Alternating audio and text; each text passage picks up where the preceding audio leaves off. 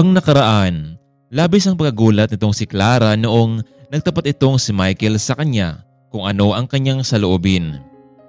Clara, gusto kitang pasalan. Kaya ko ito ginagawa sa iyo dahil ayaw kong isang araw ay bigla ka na lang mawala sa paningin ko. Mr. Samonte, baka naman nabibigla ka lang. Mahirap magdesisyon pagdating sa ganitong mga usapin. Clara, kung nag-alala ka kung paano ang iyong magiging career, huwag mong alalahanin yun dahil narito ako handang sumuporta sa iyo.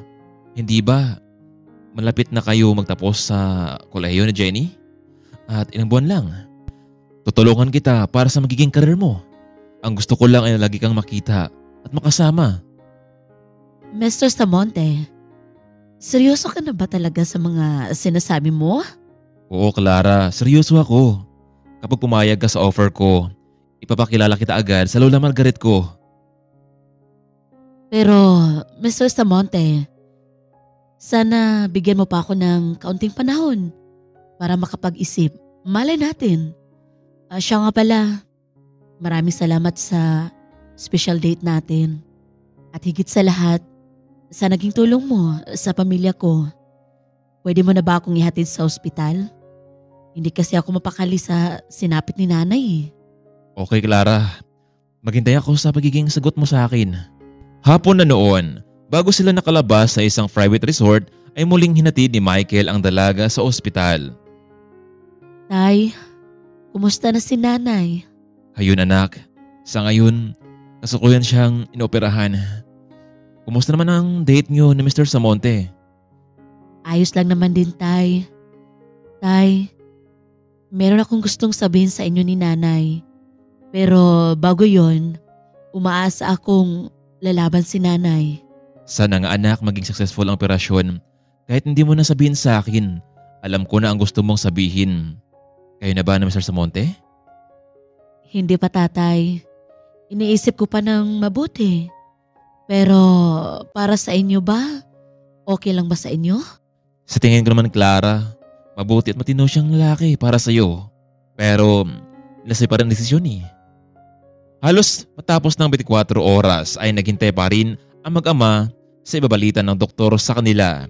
Mabuti na lang at hindi sila binigo ng doktor bagamat malaki ang kanilang nabayaran sa ospital, ay naging successful naman ang operasyon at hinintay na lamang nilang mamulat ang mata ni Nora. Hello, Clara. Kumusta ng nanay mo? Okay na siya, Mr. Samonte. Sobrang thank you talaga sa pirang pinahiram mo sa amin. Siya nga pala, kung hindi ka na busy, pwede ba tayong mag-usap? Oo naman, Clara. Pagkalabas ko mula sa office ay pupunta ako sa ospital.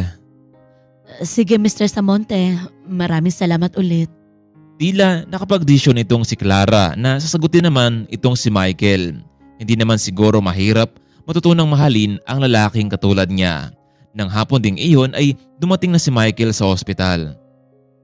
Sir, kumusta na po si Nanay Nora? Sabi ng doktor, iho, hintay namin siyang magising. Mabuti naman po kung ganun. Nasaan nga pala si Clara? Bumili siya ng pagkain, iho. Hintay mo lang siya at nandito na siya mamaya-maya pa. Pero alam mo, gusto rin kita makausap tungkol kay Clara. Pinagtapat niya sa akin na balak mo siyang ligawan. Ang totoo, hindi ko siya pinapintulutan na magkaroon ng nobyo. Gusto kong karar muna pero sa nakita ko naman na talagang mahal mo siya. Yung anak ko, hindi na ako tututol sa inyo. Nako, maraming salamat po sir. Kung ganon, hayaan nyo. Gagawin ko ang lahat para sa anak nyo. Yun nga lang kung sasagutin niya ako. Anak, bukas yan. Buksan mo na. Oh, Mr. Samonte, nandito ka na pala. Kanina ka pa ba? Kakarating ko lang din naman, Clara. Ano bang sabihin mo sa akin at pinapunta mo ako dito ngayon? Excuse me na sa inyong dalawa, anak. Alis muna ako saglit. Saan ka pupunta, tay? May kakusapin lang ako, anak. Michael, maiwan mo na kayo ha? Sige po sir, mag-ingat po kayo. Hindi malaman ni Clara kung saan patungo ang kanyang ama. Hindi naman ito pwedeng mangisda dahil medyo masama ang panahon. Um, Mr. Samonte, nakapagdesisyon na ako. Oo, pumapayag na ako sa gusto mo. Ang ibig mong sabihin na pumayag ka ng maging girlfriend ko? At magpapakasal ka sa akin? Oo, Michael, pumayag na ako. Alam kong hindi pa natin kilala ang isa't isa, pero nakikita ko naman sa'yo na responsable kang lalaki. Nako, kung ganun Clara, ipapakilala kita sa lola ko.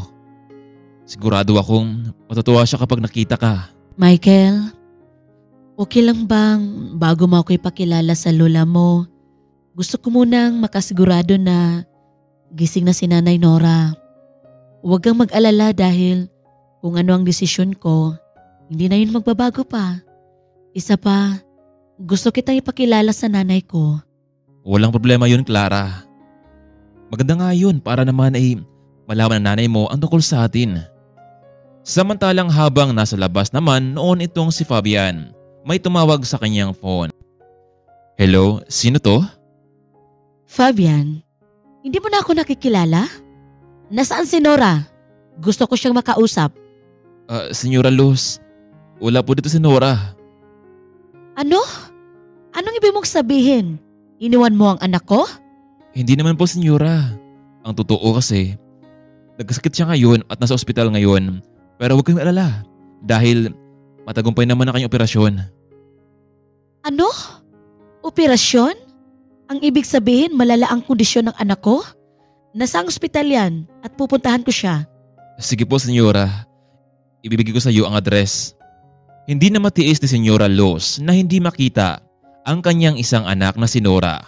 Halos 20 taon na ang nakalipas mula noong umalis sina Fabian at Nora dahil hindi payag noon si Senyora Luz na si Fabian ang lalaking napili ng kanyang anak.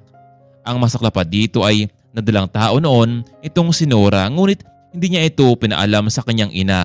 Pero dahil pinili noon ni Nora kung sino ang mas matibang sa kanya at di nga siya nag-alinlangan na piliin niya itong si Fabian Fernandez. Kung gano'n, Nora, kung pinili mo ang lalaking ito, isang mangingisda, lumayas ka na dahil ikinahihiya kita. Ayaw na kitang makita dito sa mansyon. Sige ma'am, aalis ako. Pero ito ang tatandaan mo. Hindi na ako babalik dito kung ganito ang pinapakita niyo sa amin. Umalis ka na. Alis! Nora, sigurado ka ba sa desisyon mong yan na sumama sa akin? Oo, Fabian. Di bali nang maghirap tayo. Ang mahalaga ay buo ang pamilya natin. Hindi ako papayag na maghiwalay tayo. Magsusumikap tayo para sa magiging anak natin. Salamat, Nora, na ako ang pinili mo. Oo. Tama ka. Walang mahirap basta magtulungan lang tayo na palakihin ang anak natin. Labis ang hinanakit noon ni Senyora Luz dahil binigo siya ng kanyang anak at sumama ito sa isang mangingisda. Pero mahigit 20 taon nilang walang komunikasyon, hindi talaga matiis ng ina ang kanilang anak kaya naman ay nagbakasakali siyang matawagan ang dati nitong number at hindi naman siya nabigo. Dahil sa kanyang nalaman kung ano ang nangyari kay Nora, agad itong nagtungo sa ospital para makita ang anak. Tay, saan ba kayo galing? Alam niyo bang nagising na si nanay at hinahanap niya si Luz? Sino ba siya, Tay? Mabuti naman ihat na gising ng nanay mo. Mamaya, malaman mo rin kung sino si Luz sa buhay ng nanay mo. Bagamat medyo mahina pa itong si Nora pero magandang balita pa rin dahil nagising na ito. Fabian, nasaan ang anak ko? Nasaan na siya? Senyora, heto. Kakagising lang po niya, pakiusap. Huwag niyo siyang sigawan dahil makasama yun sa kanyang kalagayan. Teka lang, Tay. Sino siya? Bakit niya pinapagalitan si nanay? Fabian, may anak na kayo? Oo, senyora. Siya nga pala si Clara, ang nag-isa naming anak. Fabian, bakit hindi niyo sinabi sa akin na may anak na pala kayo? Senyora, natatakot kasi kami noon ni Nora. Kaya naman ay sinaralin namin na lang ang responsibilidad. Anak, ako to. Si Luz, ang mami mo. Ano kaya ang mangyari ngayong nagising na itong si Nora? Mapatawad kaya nito ang kanyang ina na matagal nang nag-abandona sa kanila? Samantalang matutuwa kaya ang lola ni Michael kapag ipinapakilala na ng binata ang nobya sa kanya? Kaya mga kaibigan, huwag nating kaligtaan ang susunod nating kwento sa buhay ni Clara at Michael. Abangan natin ang ating part 5.